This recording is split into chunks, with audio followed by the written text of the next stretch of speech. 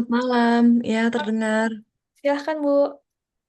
Halo, selamat malam semuanya. Semoga semuanya dalam keadaan sehat. Alhamdulillah hari ini kebetulan saya berkesempatan untuk berkumpul bersama teman-teman Sobat TSC semua dalam eh, Smart Community ya. Semoga di sini semua bisa sama-sama belajar untuk menjadi komunitas yang lebih smart.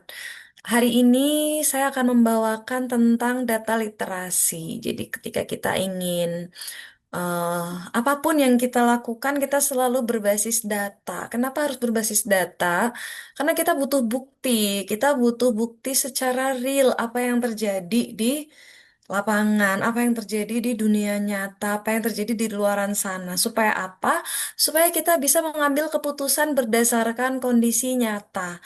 Kalau kita tidak menganalisis data real, tidak ada sumber datanya dan tidak ada analisis yang ada secara numerik, bagaimana kita dapat menyimpulkan secara lebih komprehensif? Nah, makanya kita butuh namanya data literasi. Kenapa kita butuh data literasi? Data literasi itu ada tiga hal ya di sini. Pertama, kita harus bisa membaca, memahami, bekerja dengan data, dan mengkomunikasikan data. Data adalah jembatan bagi kita untuk memahami realitas. Ketika kita memahami realitas, maka kita akan mendapatkan insights atau kita akan mendapatkan masukan-masukan dan rekomendasi-rekomendasi bagi kita, bagi perusahaan bagi apapun yang sedang kita lakukan, kemana arah kita. Jadi kalau misalnya kita paham nih, misalnya kita paham tren masyarakat sekarang menggemari bidang apa, trennya kemana, kita akan bisa membuat apapun yang kita punya tujuan gitu ya. Misalnya kita pengen trending nih, ya berarti kita harus tahu dulu tren kesukaan masyarakat itu seperti apa. Nah, kemudian data literasi itu beyond numbers ya, bukan hanya sekedar angka-angka saja, tapi di sini mengandung ada namanya keingintahuan dan critical thinking. Jadi di dalamnya ada apa sih yang kita ingin ketahui dari data. Lalu kita juga kreatif dari data itu bukan hanya kita melihat kemudian menyimpulkan dan seperti itu saja, tapi apa yang kita simpulkan itu bisa jauh lebih banyak dari yang orang lain lihat jika kita memiliki kreativitas dan critical thinking. Jadi di sini bukan hanya hal-hal yang bersifat teknikal ya. Nah, dan di sini kabar baiknya bagi semua teman-teman di sini, data literasi itu adalah skill yang bisa didapatkan oleh semua Apa-apa? orang.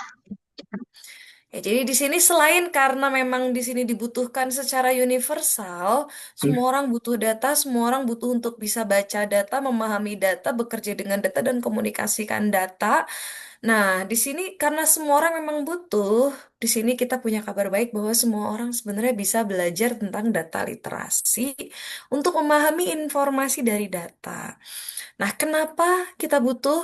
Karena dengan data kita bisa menghasilkan hasil-hasil yang lebih baik. Misalnya apa? Misalnya kita pengen memperbaiki layanan di bisnis kita nih. Jadi kan kita harus tahu dulu bisnis kita itu performanya seperti apa. Dari waktu ke waktu kita bisa membandingkan dengan aksi-aksi tertentu, dengan keputusan-keputusan tertentu, dengan strategi tertentu, performa bisnis kita makin lama makin baik atau buruk. Makanya di situ harus ada misalnya bagaimana mengukur performa itu ya. Misalnya tingkat penjualan, lama pelayanan, kemudian misalnya ada supply itu apa sih? Supply and demand ya, ada kebutuhan dan pasokan. Nah, di situ kita bisa melihat efektivitas pekerjaan perusahaan seperti apa. Maka akan sangat dibutuhkan untuk selain kita melihat dan membaca data, tentunya mengumpulkan data dari waktu ke waktu itu selalu dibutuhkan ya. Kemudian selain itu, kita juga harus punya ada gap-gap dari skill ini. Artinya apa? Ketika ada orang yang memiliki gap terlalu besar dari skill tentang data, adanya data literasi itu akan menjembatani itu. Kemudian ada bahwa ketika kita ada yang disebut empowerment ya, jadi ketika kita punya data literasi, kita nggak akan bingung ya. Kita jadi bisa tahu apa yang perlu kita tanyakan dan apa yang perlu kita hadapi ketika kita melihat data. Ya, ini jadi 3C untuk data literasi. Ada curiosity, yaitu keingintahuan. Jadi ketika kita melihat realitas, ketika kita melihat sebuah pekerjaan, perusahaan, bisnis, apapun itu, apa yang kita ingin tahu dari hal-hal tersebut? Atau misalnya saya sedang mengajar, itu butuh data, data tentang nilai, distribusi nilai, absensi, kemudian perbandingan antara satu kelas dengan kelas lain, kemudian profil mahasiswa-mahasiswanya, itu kan adalah keingintahuan kita. Ketika kita punya keingintahuan tentang sesuatu, kita jadi ingin menggali nih informasinya seperti apa, dan pastinya akan butuh data di situ. Kreativitas juga akan berguna. Kenapa? Karena ketika kita ingin mengetahui sesuatu, pasti di dalamnya kita butuh untuk ide-ide nih. Idenya apa ya untuk memahami lebih jauh? Idenya apa ya untuk lebih, misalnya untuk lebih meningkatkan performa kerja kita gitu ya. Dan kemudian ada critical thinking ya. Ketika kita sudah dapat nih data-datanya, sudah menganalisis, kemudian terjadi hal-hal yang lain, macam-macam yang terjadi dalam analisis data ya. Kita butuh critical thinking, kita butuh feeling, intuisi. Ini masih bagus nggak ya analisisnya, bener nggak ya, cocok nggak ya dengan keadaan di kondisi nyata kita gitu ya.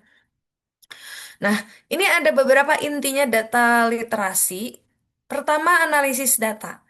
Analisis data itu ada macam-macam ya, ada deskriptif. Deskriptif itu ketika kita punya data, kita menjelaskan apa yang sedang terjadi menggunakan data-data itu.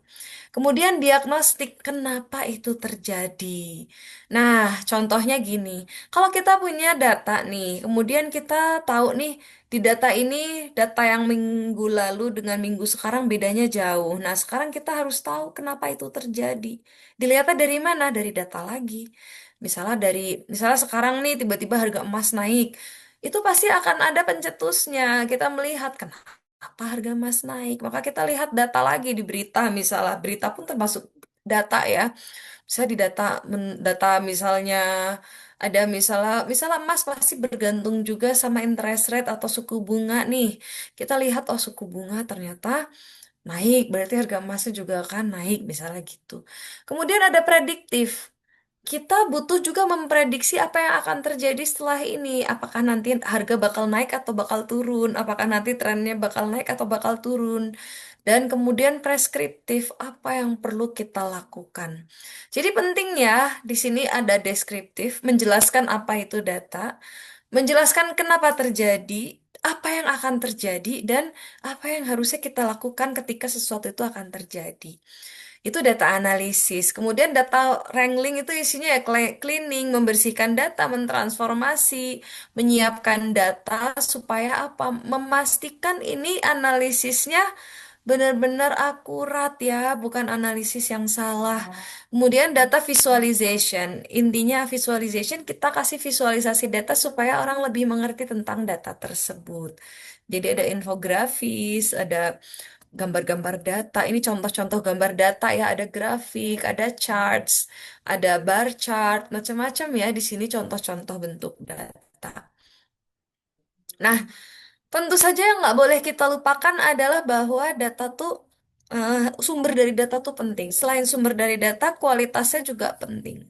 Jadi penting dari mana data itu berasal. Kalau kita lihat berita, penting kita melihat berita itu dari siapa. Siapa yang ngomong itu penting, siapa yang ngeluarin itu penting. Misalnya mengeluarkan Badan Statistika. Berbeda dengan kalau yang mengeluarkan adalah misalnya apa namanya? Badan-badan politik. Kalau badan politik pasti ada muatan politiknya, tapi kalau badan statistik mungkin bias dari kepentingan politiknya akan lebih sedikit. Gitu. Jadi kita akan melihat bahwa sebagian data mungkin ada biasnya karena ada kepentingan di dalamnya. Maka penting kita memahami awal dari data itu sumbernya dari mana. Kemudian kita juga melihat ada kualitas data. Kualitas data itu apa sih? Kualitas data itu misalnya kita lihat ada data yang buruk. Data yang buruk itu apa? Data yang banyak kosongnya, data yang banyak manipulasinya, data yang banyak errornya, data yang mungkin tidak relevan dengan tujuan-tujuan kita. Nah, kemudian ada lagi yang penting bias recognition. Kita mengenal mungkin di dalam data tersebut ada biasnya. Bias itu adalah tujuan lain selain sekedar mencatat data. Kadang-kadang kalau orang udah ada tujuan lain, misalnya tujuan tertentunya adalah ingin terlihat baik di mata masyarakat, itu dari segi politik misalnya ya, nanti akan mungkin ada bias-bias yang membuat data itu dimanipulasi. Beberapa kali terjadi dalam quick count pemilu kita, ya, quick count juga di sana ada bias politik. Kadang-kadang ada quick count yang dikeluarkan oleh lembaga tertentu atau bahkan partai tertentu yang hasilnya tuh bisa sangat berbeda dengan lembaga statistika yang lebih objektif. Artinya, lembaga politik ini ingin membentuk opini masyarakat dulu. Membentuk opini masyarakat dengan cara menampilkan data-data yang salah dan yang telah dimanipulasi. Makanya kita harus hati-hati bahwa data itu harus sumbernya benar gitu ya, sumbernya harus baik, kemudian kualitasnya juga baik dan tidak ada bias di dalamnya. Kita lanjutkan lagi. Kita ingin berkomunikasi nih dengan data. Maka kita butuh misalnya visualnya ya. Harus pakai visual. Kemudian butuh juga tentang audiensnya siapa nih. Kalau kita lagi bicara dengan company atau dengan perusahaan ya tentu saja kita harus berbeda cara berbicaranya dengan kalau kita bicara dengan orang umum. Laporan perusahaan akan berbeda dengan data yang ditampilkan di koran atau surat kabar atau di misalnya media sosial. Jadi ketika kita berkomunikasi dengan data, kita harus tahu dulu siapa yang sedang kita ajak bicara. Kemudian kita harus jelas juga apa yang sedang ingin kita sampaikan. Nah, mungkin ada beberapa orang dari kita yang takut ketika melihat data. Ketika melihat data, banyak sekali datanya, tabel-tabelnya. Mungkin di sini ada takut sama kompleksitasnya ya, terlalu kompleks, terlalu sulit. Nah, tapi tenang saja karena memang data literasi itu artinya bukan menjadi data scientist dalam satu malam aja. Tapi pelan-pelan kita bangun confidence kita, kepercayaan diri kita dengan engagement atau bagaimana kita setiap hari berurusan dengan data. Pelan-pelan pokoknya kita harus lihat jangan sampai data fobik ya, jangan sampai kita takut sama data. Kita harus data confident, kita harus melihat data, mengenali realitas, mengenali dunia nyata, mengenali apa yang sedang kita hadapi melalui data-data. Pastinya harus dengan mindset yang positif. Nah, kita lihat bahwa di sini ada beberapa tools atau alat-alat untuk membangun data literasi. Apa saja? Pertama, software-software ada banyak ya, mulai dari Excel, bisa juga pakai Google Spreadsheets. Itu bisa kita gunakan untuk manipulasi data dan analisis. Apalagi sekarang udah banyak AI juga, kita bisa menggunakannya. Kemudian visualisasi, misalnya pakai Tableau gitu ya. Atau bisa juga pakai Python, bisa juga pakai R, itu semua udah open source, Python dan R, kita bisa pakai. Kemudian ada online sources and communities, misalnya ada Stack Exchange atau Tableau Data Skills. Kita bisa pakai macam-macam atau Venngage gitu ya. Dan jangan lupa kita juga harus praktis ya dengan latihan-latihan. Hari ini nggak bisa di... Nah, pertama ya ketika kita pengen mulai untuk mempelajari tentang data literasi, kita harus ada namanya mindset. Artinya apa? Kita curious, kita penasaran, kita kreatif, kita critical thinking, tapi juga kita growth mindset itu menerima masukan dari berbagai orang. Karena satu orang yang menganalisis data bisa jadi akan berbeda dengan orang lain yang sedang menganalisis data, ya. Kemudian selain itu kita juga harus membuat keputusan-keputusan yang lebih cerdas dari data itu, dan kita butuh bahwa data literasi itu universal skill, artinya orang yang memiliki apa namanya skill lebih tinggi itu artinya adalah bahwa dia punya insight, dia punya kebijaksanaan untuk melihat data, dia punya pengalaman.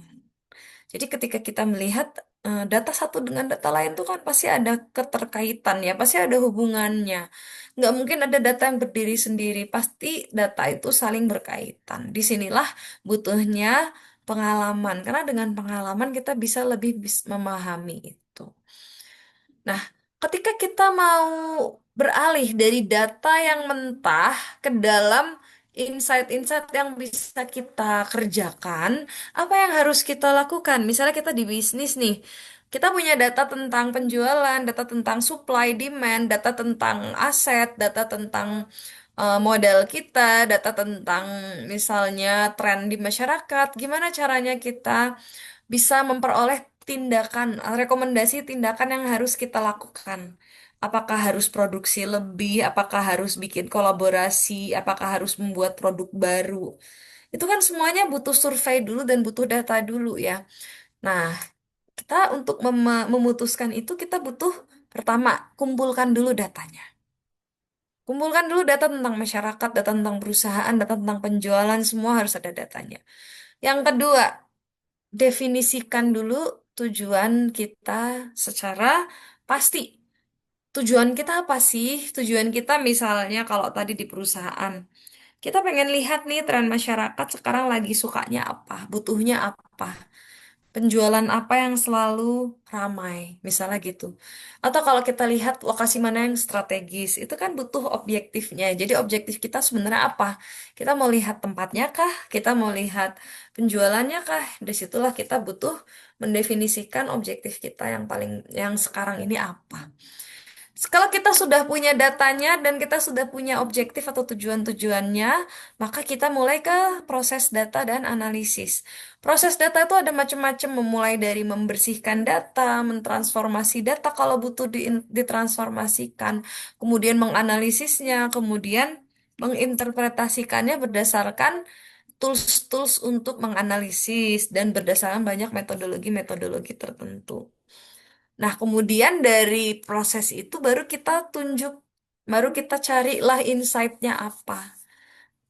Artinya pola-polanya gimana, trennya apa, kesimpulan-kesimpulannya apa. Kemudian dan yang terakhir, dari situ kita bisa memutuskan sesuatu nih, strategi implementasi. Supaya apa? Supaya misalnya mengembangkan bisnis kita atau apapun yang kita inginkan. Jadi, data insight itu adalah apa sih? Sesuatu yang bernilai. Data itu bukan hanya sesuatu yang tidak ada nilainya. Kalau kita olah, kita bisa mendapatkan nilai dari situ. Kita bisa cari trennya. Kita bisa mencari keputusan yang sudah jelas ada informasi dan bukti-buktinya. Jadi ketika kita memutuskan, kita nggak gambling. Kita sudah punya datanya. Gitu ya. Itu beda ya. Jadi ada bedanya antara data data mentah dengan data yang sudah berbentuknya insight. Nah, data insight itu penting kenapa? Karena kita butuh memahami customer lebih baik. Kita butuh melihat bisnis dengan lebih baik. Kita butuh membuat strategi yang lebih baik. Kita butuh membuat keputusan yang sudah ada informasi-informasi di dalamnya. Contoh-contoh data insight itu apa sih? Misalnya customer behavior analysis. Kita pengen menganalisis customer-customer kita misalnya. Atau kita pengen menganalisis pasar, menganalisis market trend. Jadi trennya ke arah mana. Kemudian selain itu yang penting juga adalah revenue optimization. Jadi kita mengoptimalkan bagaimana penghasilan kita itu dari semua apa-apa yang kita punya ya, marketnya seperti apa, modalnya seperti apa, proses bisnisnya seperti apa. Kita pengen memaksimalkan penghasilan sambil menekan pengeluaran dan operasional dan improving operation. Jadi kalau kita punya data insight, kita bisa mengimprove ya, bisa memperbaiki operasional dari perusahaan apapun itu. Nah, inilah ya proses-prosesnya. Define dulu objektif kita, kumpulkan data, pakai analisis-analisisnya, visualisasikan, baru kita take action. Nah, bagaimana implementasinya ya, kita harus punya tim khusus. Kalau kalau apalagi kalau masalahnya kompleks. Kemudian insight itu harus dimasukkan ke decision making juga. Lalu ambil yang terbaik dari praktik-praktik yang sudah ada. Nah, yang nggak boleh ketinggalan adalah memonitor hasil dan kemajuannya. Jadi ketika kita sudah punya kesimpulan, sudah punya keputusan, jangan lupa untuk tetap untuk apa ya, memperhatikan bahwa kita butuh memonitornya dan kita butuh mengevaluasinya. Seperti itu ya. Scientific methodnya seperti apa?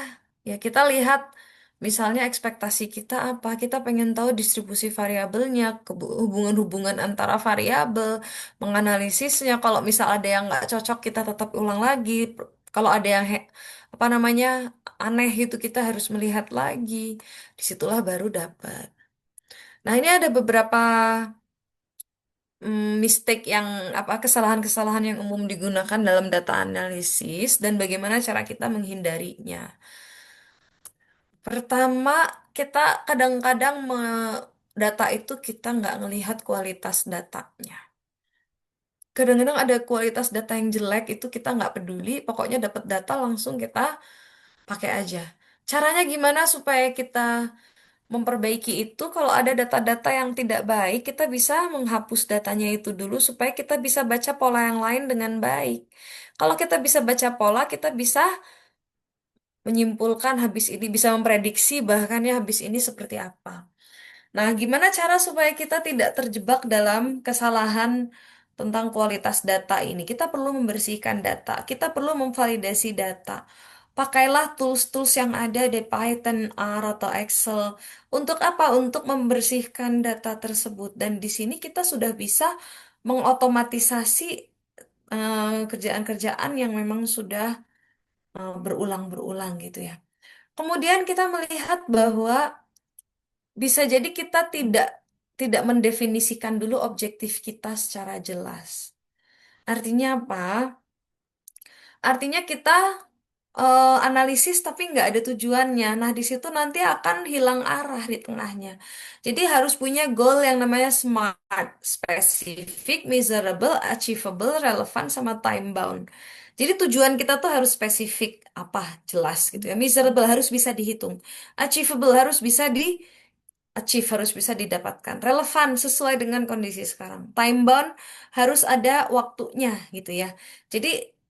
Jadi untuk data kita, kita mau analisis data, kita harus punya tujuan ini juga. Tujuan yang sifatnya smart ini ya. Nah, kemudian kita bisa jadi salah interpretasi antara korelasi dengan kausasi. Maksudnya apa? Kalau data itu saling berhubungan, belum tentu data itu saling menyebabkan satu sama lain. Berhubungan itu belum tentu menyebabkan, gitu ya. Kan ada kausalitas ya, hubungan sebab akibat. Korelasi itu belum tentu sebab akibat, gitu. Jadi harus hati-hati. Kemudian Con- eh, mistake yang berikutnya adalah nggak peduli sama sample size. Kenapa? Karena beda analisis antara yang sampelnya besar dengan yang sampelnya kecil tuh beda. Kemudian ada outlier. Outlier itu adalah pencilan. Pencilan itu data-data yang memiliki kelakuan yang sangat jauh berbeda dengan data yang lainnya. Nah, biasanya kalau ada data yang pencilan atau outlier, biasanya kita pisahkan dulu dan kita menghitungnya berbeda. Kemudian ada visualisasi yang terlalu complicated nih, atau juga membiarkan data yang bias gitu. Ini juga nggak boleh. Jadi kalau kita punya visualisasi, ambillah visualisasi yang paling simpel yang malah bisa membuat pembaca mengerti. Bukan membuat pembaca semakin tidak mengerti. Kemudian kalau ada data bias data, kita harus lihat dulu sumbernya di mana. Kemudian kita harus coba pakai dataset yang berbeda-beda. Contohnya tadi quick count-nya pemilu. Itu nggak boleh kita cuma lihat quick count dari satu bidang, satu badan aja, apalagi dilihatnya dari partai gitu ya. Harus kita cari berbagai dataset gitu ya, nggak cuma satu. Nah, kemudian apa? Kadang-kadang kita membiarkan adanya konteks waktu ya. Kemudian kadang-kadang kita juga terlalu overfitting model. Kita pakai model tapi terlalu bagus, akhirnya noise-nya ikut dianggap model. Nah, ini sering banget terjadi. Kalau bahasa gaul itu overkill. Untuk model yang harus sederhana malah dipakai model-model dan metode-metode yang susah-susah. Padahal nggak perlu sampai sesusah itu gitu ya. Kemudian bisa jadi kita juga lack of documentation. Inilah challenge yang jarang banget dibicarakan. Bisa jadi kita bikin dokumentasi tapi dokumentasinya kurang lengkap.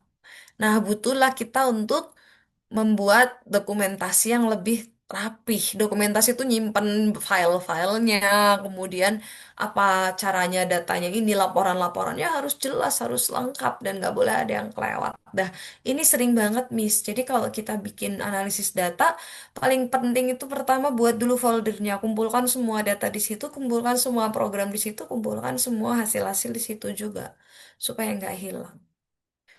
Jadi ini adalah beberapa apa namanya, rangkuman pertemuan kita hari ini. Kita butuh melihat kualitas data objektif yang jelas. Kita harus tahu apa bedanya sih korelasi keterhubungan dengan sebab akibat. Itu nanti caranya menghitung secara matematisnya akan berbeda juga. Adanya sampel, ukuran sampel, adanya outlier atau pencilan, visualisasi dan bias, time context dan model, juga dokumentasi. Nah, saya ingin menutup dengan ini, masih ada 2 menit. Ini sedikit contoh kasus ya. Misalnya kita punya data kayak gini nih. Kita pengen ambil insight dari data ekonomi. Ini ekonomi apa aja sih? Di sini ada GDP atau PDB ya, pendapatan domestik bruto. Di sini ada pay consumption, di sini artinya konsumsi privat. Ada inflasi, ada tingkat pengangguran, ada suku bunga jangka pendek, suku bunga jangka panjang. Kemudian di sini ada status resesi, resesi ekonomi ya. Kemudian di sini ada harga saham atau harga obligasi. Kita melihat bahwa harga obligasi dengan berbagai jangka waktu tempo, jatuh tempo, itu kok mirip-mirip ya gambarnya. Berarti kita bisa melihat bahwa data ini berkorelasi. Oke, ada namanya korelasi. Korelasi itu hubungan. Sekarang kita bisa melihat selain itu kita juga bisa tahu bahwa ada korelasi juga antara data obligasi atau bond ini dengan misalnya short term interest rate yang sebelah sini. Dengan suku bunga. Oh ya, ada hubungannya kayaknya ya. Lalu kita juga bisa melihat bahwa di sini ketika terjadi inflasi atau resesi, di sini yieldnya atau return dari bondnya akan turun dulu, baru nanti dalam proses dalam waktu lain dia akan naik. Kita melihat juga ketika ada resesi atau inflasi, di sini consumption-nya langsung berfluktuasi. Kita bisa lihat nih dari data ada kemungkinan keterhubungan antara satu variabel dengan variabel lain. Selain itu pasti ada juga hubungan antara satu waktu dengan waktu lain. Kalau yang GDP growth rate ini kelihatannya gambar pertama ini ada seasonal atau musiman ya, naik turun. Berarti ini ada hubungan dengan waktu, ada hubungan dengan waktu sebelumnya. Ini akan menjadi time series data. Selain time series, dia akan ada korelasi atau hubungan antara satu variabel dengan variabel lainnya.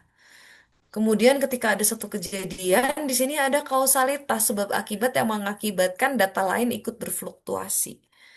Nah, dari sini kita bisa pikirkan nih, tadi kita mau ngapain aja, tujuan kita apa dari data ini. Tujuan misalnya mau memprediksi harga berikutnya, memprediksi inflasi lagi atau enggak, atau kita mau memprediksi tentang harga saham berikutnya kayak gimana. Nah, ini pasti akan memakai banyak data. Nah, kreativitas itu ada di situ. Kalau kita mau melihat data itu, saham misalnya ya, prediksi saham, prediksi harga emas. Kreativitas ada di bagaimana kita memikirkan juga, dan ini pengalaman juga ya. Kira-kira apa aja sih yang bakal berpengaruh terhadap harga saham atau harga emas? Apa aja? Kemudian ketika dibuka datanya ternyata ada hubungan-hubungannya. Disinilah perlu namanya feeling, intuisi, dan intuisinya intuisi matematis. Kira-kira model apa yang perlu, yang bisa kita terapkan di sini untuk menggambarkan adanya korelasi hubungan antara satu variabel dengan variabel lainnya, sekaligus hubungan dengan waktu atau time series. Nah, disitulah baru nanti kita cari nih tools yang tepat ini apa. Seperti itu, barangkali ada pertanyaan.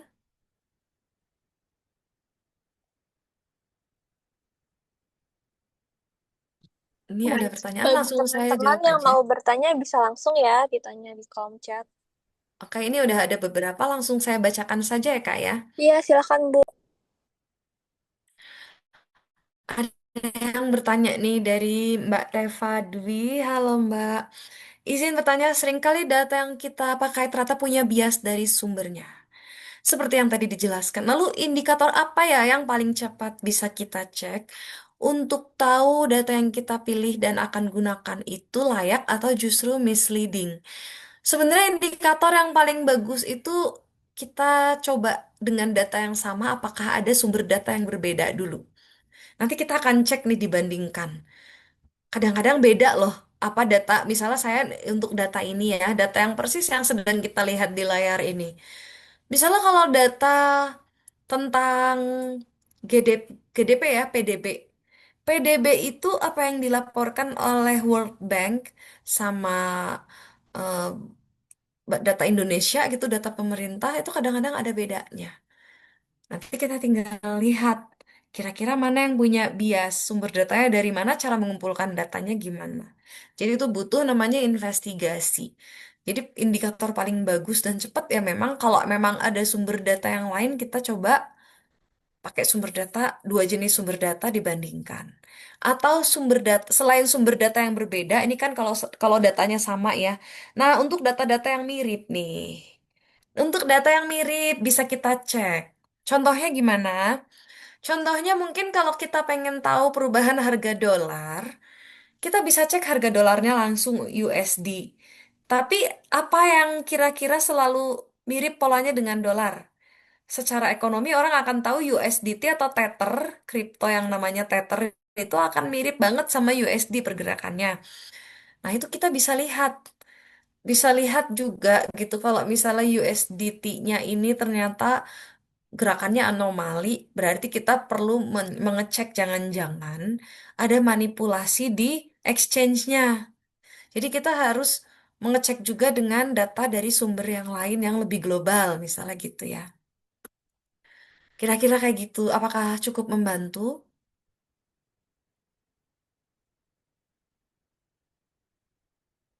Nah, ini ada lagi pertanyaan. Ini bagus-bagus pertanyaannya luar biasa ya. Jika setiap sumber data berbeda-beda, bagaimana kita bisa menentukan mana yang benar-benar relevan? Investigasinya mulai dari objektif dari si pembuat datanya. Kita lihat dulu siapa yang membuat data itu. Kita lihat reputasinya selama ini. Jadi mau nggak mau kita harus ada strateginya juga ya, maksudnya strategi dan pengalaman juga bagaimana kita memahami sumber data ini. Nggak bisa sembarangan. Jadi kita lihat misalnya selama ini badan yang mengeluarkan data tersebut apakah pernah ada kesalahan mengeluarkan data atau enggak. Apakah selama ini dia selalu bebas dari bias atau enggak? Apakah dia objektif atau tidak? Apakah dia memang netral atau tidak gitu ya. Jadi kita benar-benar harus lihat sumber data ini netral atau enggak. Kemudian reputasinya seperti apa. Kemudian ini ada yang nanya lagi nih, keren-keren nih pertanyaannya. Bagaimana cara membuat keputusan berbasis data? Ketika data yang tersedia tidak lengkap atau mengandung ketidakpastian. Bagus banget juga. Oke, kita melihat di layar yang kita lihat sebenarnya ini berdasarkan pengalaman saya aja ya, contoh aja. Saya pengen bikin keputusan nih tentang apa aja yang harus aku ambil untuk portofolio investasi. Misal aku mau invest nih, investasi itu kan bisa ke emas, bisa ke obligasi, bisa ke saham, bisa juga ke macam-macam. Kemudian obligasi juga tipenya macam-macam. Kemudian apa? Di sini sudah banyak juga misalnya data-data faktor makroekonomi nih. Tapi aku ngerasa datanya nggak lengkap. Harusnya faktor makroekonominya bisa lebih banyak dari ini. Ya, gimana cara kita membuat keputusan berbasis data? Ya kita mau nggak mau hanya bisa berangkat dari apa yang kita miliki. Hanya bisa berangkat dari apa yang kita miliki, tapi apa yang dimiliki itu lebih baik daripada apa yang nggak dimiliki. Jadi apapun yang kita punyai, kita harus bisa mengeksploitasi dan mengeksplorasinya secara maksimal. Pertama itu. Kalau mengandung ketidakpastian, justru data itu akan membuat segala ketidakpastian itu menjadi agak-agak lebih pasti gitu ya. Walaupun namanya data, kalau orang statistik pasti mengerti.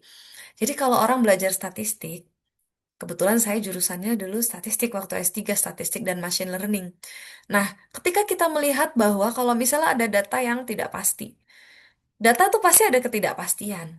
Tapi nanti kesimpulannya pun biasanya bentuknya ada ketidakpastiannya juga.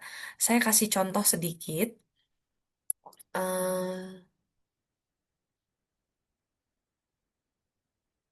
Nah, ini saya kasih contoh sedikit. Ini salah satu kerjaan yang saya lakukan.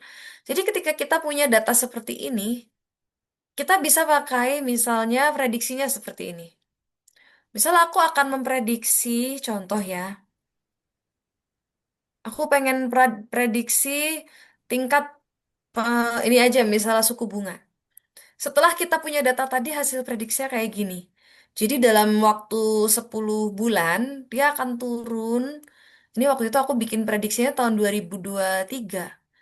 Sekarang kan 2025. 2025 itu sekitar 24 periode.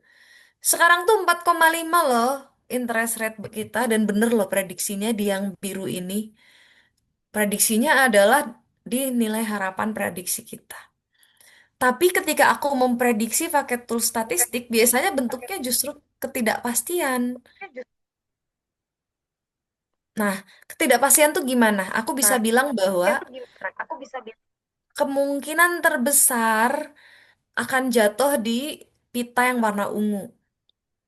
Gitu ya. Ada kemungkinan kecil dia akan jatuh di angka di atas 6 ataupun di bawah 3, tapi itu kemungkinannya hanya 10%. 90% kemungkinan dia akan jatuh di pita yang warna ungu. Jadi kita bisa mengambil keputusan berdasarkan resiko. Jadi ada namanya resiko, ada namanya harapan gitu ya. Kita punya nilai harapannya seperti apa, resikonya seperti apa. Nanti kalau kita hasilnya, ini jadi hasil-hasil statistika tuh seperti ini. Misalnya nih, ini hasil bond ya. Bond itu apa sih? Obligasi. Obligasi itu buat investasi ya, yang tahu investasi atau saham, semacam saham yang gitu ya. Saham juga kita tahu ada resiko. Nggak mungkin nggak ada resikonya. Misal resikonya maksimal 7%, minimumnya 3%. 3% return gitu ya, keuntungan. Tapi di sini aku punya nilai rata-rata. Rata-ratanya keuntungannya dia akan naik dulu baru nanti akan turun dan stabil di sekitar 5 sampai 5 tahun ke depan misalnya gitu. Jadi berdasarkan data-data yang tadi aku bisa memprediksi dan prediksi 2 tahun lalu terhadap yang sekarang ini cocok banget gitu ya. Jadi tetap aja data itu akan selalu bentuknya prediksi itu ketidakpastian juga. Tapi walaupun tidak pasti, kita bisa meminimumkan resiko gitu ya. Dan karena kita sambil memonitor juga apa keputusan kita, ketika nanti ada resikonya memang terjadi benar-benar yang 10% yang terjadi gitu, resiko jelek yang terjadi, ya kita langsung tahu ada strategi mitigasinya. Kita sudah menyiapkan strategi-strategi kalau tiba-tiba investasi kita tiba-tiba amblas gitu ya. Tiba-tiba berantakan gitu karena tiba-tiba ada lonjakan harga yang terlalu tinggi atau terlalu rendah kayak gitu ya. Gitu. Semoga membantu ya Kak Valencia. Kemudian ini saya coba jawab lagi. Apa tantangan terbesar bagi data analisis di era sekarang? Bagaimana cara kita menyesuaikan diri di era digital sekarang? Ini jawabannya sudah dijawab sendiri sama Kak Fahrian. Kenapa? Ada era digital kuncinya ya. Dalam era digital, data tuh banyak banget. Semua klik yang kita lakukan di Google dimanapun itu terekam. Nah, tantangan terbesar justru adalah karena datanya bukan lagi data yang menggunakan sampel, tapi sampelnya itu sebesar populasinya itu sendiri. Artinya apa sih? Artinya datanya bentuknya besar sekali karena segalanya sudah direkam. Semua data internet kita direkam, semua data kita yang ada terdigitalisasi itu semua terekam. Tantangan terbesar adalah karena datanya sangat amat besar. Jadi toolsnya juga harus lebih besar, resource-nya lebih besar, komputernya lebih besar, mesinnya juga lebih besar. Sayangnya, ada sayangnya.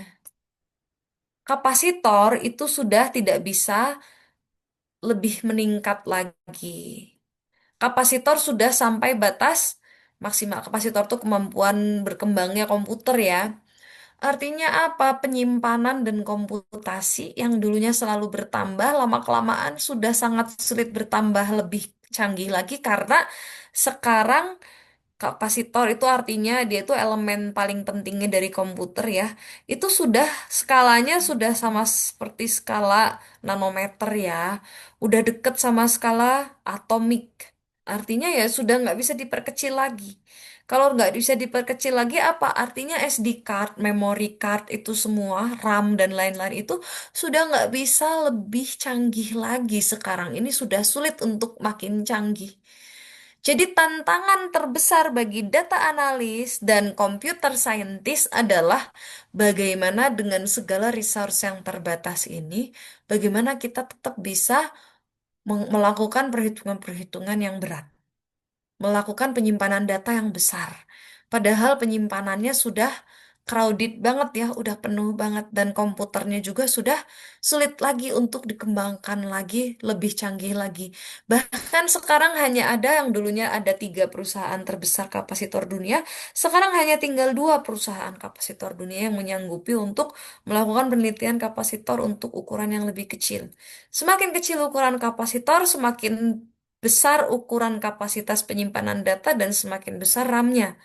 Nah, sekarang sisanya tinggal 2 perusahaan terbesar di dunia yang masih mau mengembangkan kapasitor itu. Jadi itu ya tantangan terbesar bagi data analis adalah data makin besar, beban komputasi yang makin besar, makin besar, makin besar, tapi resource atau sumber dayanya yang makin terbatas. Itu yang bakal jadi tantangan kita. Moga-moga membantu ya. Ada pertanyaan lagi nih, di mana era AI saat ini AI mampu menafsirkan data dan membuat prediksi jauh lebih cepat dan bisa menghasilkan dengan sangat informatif. Bagaimana kita sendiri tidak mengalami bentuk baru data iliterasi, seperti ketidakmampuan memahami proses di balik cara AI menghasilkan jawabannya. Ini sangat bagus pertanyaannya, karena dengan AI itu kita seolah-olah bisa melakukan segalanya ya, tapi ternyata sangat berbeda orang yang memang praktisi dengan orang yang tidak, yang bukan praktisi. Kalau orang bukan praktisi, dia akan hanya mengikuti saja apa kata AI, bisa jadi tidak sesuai dengan apa yang dibutuhkan. Dan yang kekurangannya AI adalah AI tidak punya creativity and curiosity. Creativity and curiosity itu mulai dari kita. Jadi promptingnya, alurnya, dan apa saja yang bisa dieksplor itu mulainya dari pemikiran kita, bukan dari pemikirannya AI. Nah, makanya jadi kita memang butuh untuk mampu memahami proses di balik cara AI menghasilkan jawabannya. Terutama ke alurnya itu kita harus tahu. Dan prompting ini penting juga ya. Prompting itu muncul dari kreativitas dan curiosity. Dan ada satu lagi, yaitu apa? Pengalaman dan intuisi. Jadi ketika kita dapat hasilnya, kita harus punya pengalaman dan intuisi yang cukup baik supaya kita tidak terseret oleh AI. Semoga bisa bisa menjawab ya. Ada lagi pertanyaan dari Kak Deni Wahyu. Kalau validasi silang digunakan, bagaimana strategi meningkatkan akurasi dan konsistensi data literasi yang sedang disusun?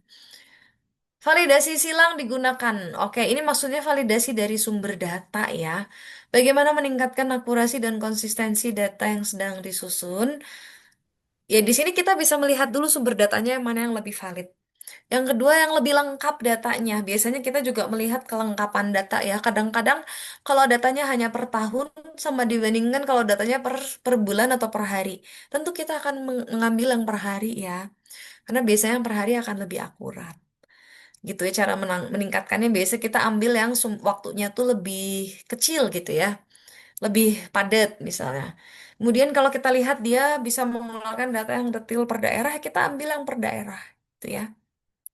Lalu kita juga bisa ngecek kalau misalnya dari data satu tuh banyak data yang sifatnya aneh nih, data yang hilang atau data yang pencilan. Kita bisa lihat dengan dari data yang satunya lagi di-matchkan gitu, ada matchingnya. Kira-kira data yang satunya lagi mengandung data yang hilang tadi atau enggak.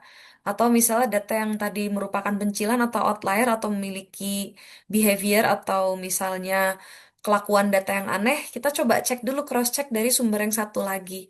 Sekarang pakai Python kayak gitu udah sangat mudah ya, pakai program-program misalnya Python R itu udah bisa langsung mematchingkan data search gitu, data search dengan cepat. Jadi toolsnya sudah banyak, tinggal kita pelajari bagaimana cara memakai toolsnya. Terima kasih. Apa ada pertanyaan lagi? Atau mungkin dari Kak Lauren.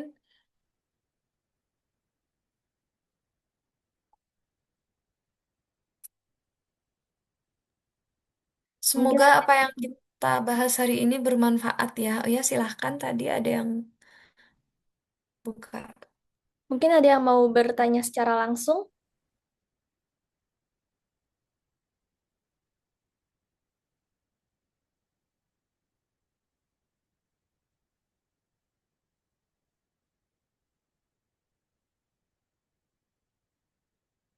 Mungkin kita tunggu sebentar ya, Bu. Siapa tahu ada yang mau bertanya lagi. Baik. Jadi saya sambil cerita aja ya, cerita tambahan kalau misalnya belum ada yang mau tanya. Tapi kalau ada yang mau tanya boleh langsung dipotong aja. Ini contoh waktu itu saya pernah bikin ini ya.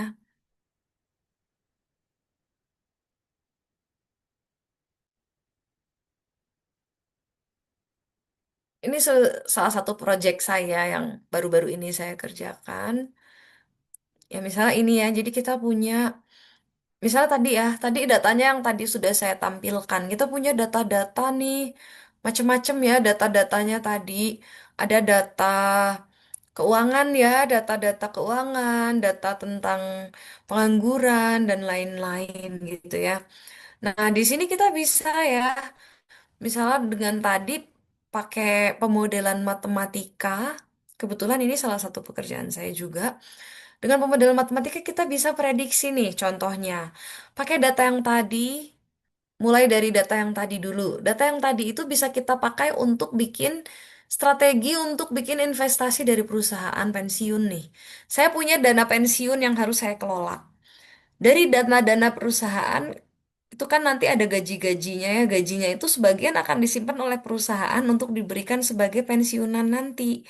Nah, pensiunan ini nanti kan masih lama waktunya tuh ngasih sampai dia pensiun itu. Dalam waktu lama itu kita butuh menginvestasikan. Nah, sekarang kondisi ekonomi kan macam-macam, naik turun. Harga saham dan obligasi itu juga macam-macam naik turun. Dari data bisa nggak sih kita bikin strategi berbasis data yang isinya adalah kemana aja aku harus menginvestasikan uang aku gitu. Itu yang aku bikin seperti itu kemarin. Jadi saya bikin seperti itu pakai model-model matematik.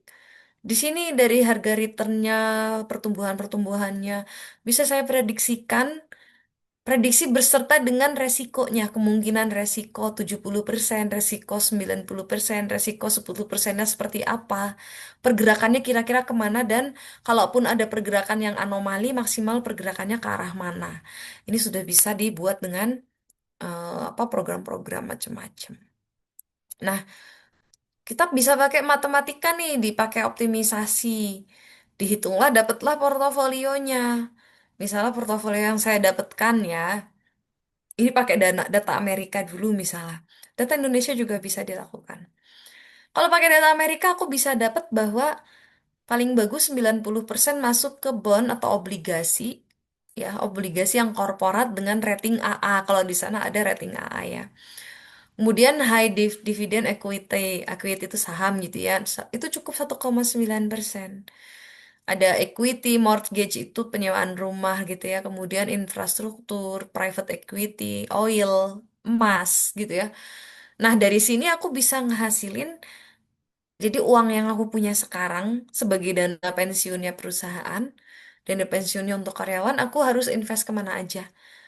Kemudian nanti tahun depan harus invest kemana pindahnya itu bisa dihitung. Nah, di sini ada funding rasio. Funding rasio itu apa sih? Nanti dihitung nih dalam perusahaan pensiunan yang bakal tercover oleh hasil investasi itu berapa persennya gitu ya. Di sini ada proyeksinya sampai ke 2026 misalnya. Proyeksinya kayak gimana gitu Izin ya. Bu, Jadi kalau di sini ya seperti itu malam ya. Bu, izin. Iya boleh, mangga. Saya Sigit Bu. Iya, Bu Fatima izin tanya. Boleh, boleh. Ini Bu Fatima buat analisis ini pakai toolsnya apa Bu ya? Python Kalau atau saya pakai Python semua kalau untuk Python yang semua? ini. Biasanya pakai. Python ya Bu ya. Biasanya bisa pakai R, program R itu open source, bisa juga pakai Python. Oke, makasih Bu, itu aja sih Bu. Iya. Jadi paling enak ya sebenarnya R sama Python itu udah lengkap banget.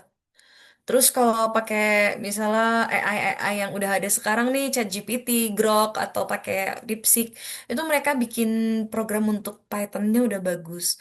Nah, kalau misalnya pengen tahu lebih lanjut, bisa pakai Python-nya, pakai Google langsung ya. Misalnya ini kalau yang saya bikin, langsung pakai Colab Research gini namanya. Colab.research, google.com. Nah, di sini udah ada AI asistannya juga, jadi bisa kita masukkan datanya, cara bikin datanya gimana. Ini bisa langsung belajar sendiri juga, nggak harus ikut kelas. Kalaupun mau ikut kelas, banyak kelas juga di Udemy ya, kelas-kelas data analisis gitu. Di Udemy itu banyak kelas untuk Python gitu ya. Yang gratis juga banyak, dan Udemy ini banyak lengkap juga. Jadi bisa ke sini ya, Collab Research atau ke Udemy. Udemy untuk kelas-kelasnya, kalau Collab Research untuk bikin Python-nya tadi ya, misalnya untuk analisis-analisis yang saya gunakan ini pakai Python.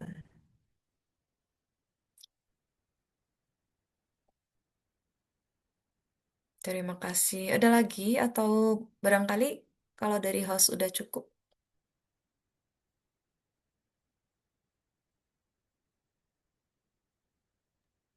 Oke, mungkin kita tutup aja ya Kak sekalian karena sudah mau jam 8 juga. Terima Baik, kasih untuk teman-teman yang sudah bertanya. Sebelum kita sudahi kelas malam hari ini, mungkin kita akan foto bersama dulu ya, gitu.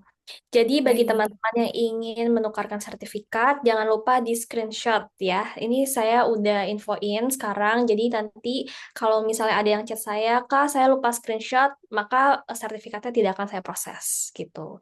Dan saya mau info juga, em, untuk materi, yang mau materinya, ini video ini akan diupload ke YouTube kita di minggu depan. Jadi untuk yang mau mengambil ambil materinya bisa cek YouTube kita di minggu depan. Nanti akan saya infokan ketika sudah up YouTube. Dan untuk absensi sudah saya infokan juga di awal. Untuk absensi ini sudah terekam ketika kalian masuk. Jadi tidak perlu mengisi link lagi. Oke, kalau gitu.